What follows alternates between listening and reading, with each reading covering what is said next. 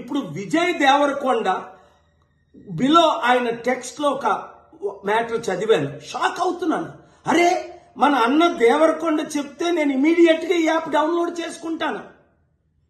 అలాగే బాలకృష్ణ అట, మంచు లక్ష్మి అట, ఇలాంటి వారు 25 మంది ఇప్పుడు అరెస్ట్ అవబోతున్నారు.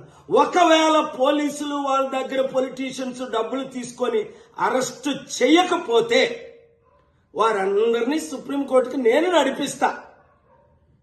ప్రకాష్ రాజు లాగా మీరు కూడా తప్పయింది అని ఓపెన్ అపాలజీ చెప్పినంత వరకు, 2, మీరు సంపాదించిన డబ్బు ₹1 అయితే 1 కోటి, 10 కోట్లు అయితే 10 కోట్లు, 980 మంది ఆత్మహత్యలు చేసుకున్నారు. అంటే వారిని మీరు నరహత్య చేశారు.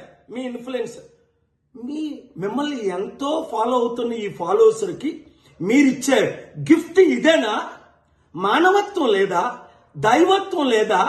రాక్షసుల్లాగా వాళ్ళ జీవితాల్ని మీరు దోచుకోవడమేనా? ఎండ్ ఆఫ్ ద డే మీకు మిగిలింది ఏంటి? ఆత్మకు శాంతి కావాలా? మనసుకు రక్షణ కావాలా?